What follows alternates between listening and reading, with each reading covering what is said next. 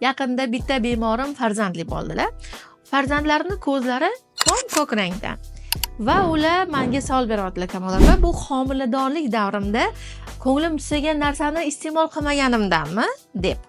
Homiladorlikda xohlagan narsasini yeyish bu homiladorning organizmida qandaydir vitaminlar yoki bir qanaqadir minerallar defitsitligidan organizmni talabi bo'lishi mumkin yoki gormonal disbalans hisobidan ko'ngli tusagan narsasini ayollar albatta iste'mol qilishi kerak.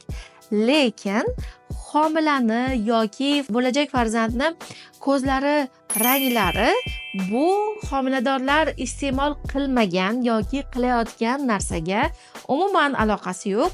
Bu hammasi genetika, ya'ni kimdadir xo'jayinlari bilan o'zlarini ko'zlari boshqa rangda bo'lib turib farzandlarini ko'zlari yoki teri rangi boshqacha dunyoga kelishi bu avlodda albatta shu rangdagi ajdodlari borligidan dalolat beradi va u gen bu bolachada yuzaga kelgan bo'ladi.